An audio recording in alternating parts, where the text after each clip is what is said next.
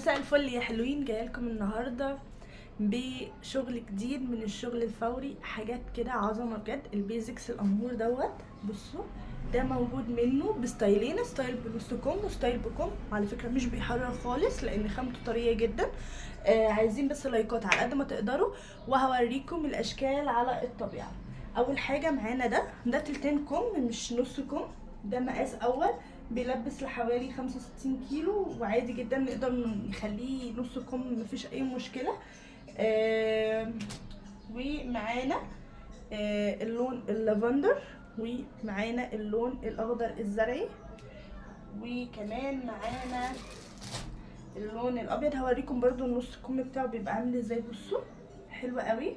ده المقاس الاولاني يا جماعه، مش المقاس التاني، فكل مقاس هوريكم الوانه. معانا كمان اللون الفوشيا الترند الامور، بجد في اللبس بيبقى حاجه كده مختلفه. الليكرا بتاعته حلوه قوي، ستايله مريح في اللبس بامانه. بصوا بيبقى شكله عسول قوي. وكمان معانا اللون البيبي بلو، بس تفصيله مختلفه اللي هي تفصيله الاكس دي. شكله حلو والالوان هاديه وجميله. وكمان معانا اللون الزهري، ده في المقاس الاولاني.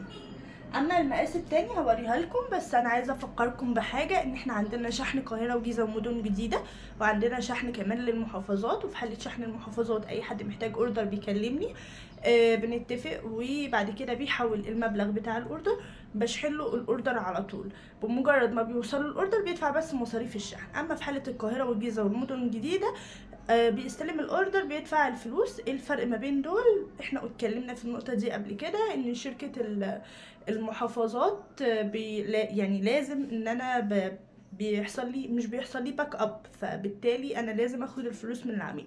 اما بالنسبه للشركات القاهره والجيزه والمدن الجديده بيدوني فلوس الاوردر، وهما بيستلموا بس فلوس الاوردر من العميل مش اكتر. معانا بقى المقاس التاني، بيلبس لحد 100 كيلو. بصوا هو قد ايه كبير، حلو قوي بجد. والليكرة بتاعته حلوة وطوله مناسب، طوله لغاية هنا، فطوله مناسب جدا، وبيبقى شكله حلو في اللبس. ومعانا منه الزيتي ده الاكس طبعا. بصوا كم كامل، واللي عايز نص كم يقدر يتواصل معايا عادي، اوفر لكم منه نص كم مفيش اي مشكله. ومعانا ده الزهري. الالوان كلها احلى من بعض بجد، الوان الصيف، الوان مبهجه، الوان جميله جدا. معانا بقى من الستايل التاني ده.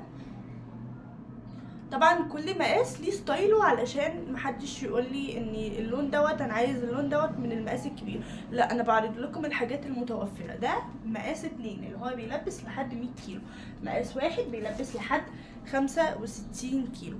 معانا الاسود. ده كان الفيديو بتاعنا، اتمنى ان هو يكون عجبكم، وهحاول ان انا اعرض لكم المقاس بشكل مظبوط ملبوس وكل التفاصيل ديت، علشان خاطر برضو تبقوا عارفين ايه الفرق او شكله بيبقى عامل ازاي في اللبس. عايزه اقول لكم ان الاشكال بجد كلها احلى من بعض، بتبقى تحفه في اللبس، خطيره بجد.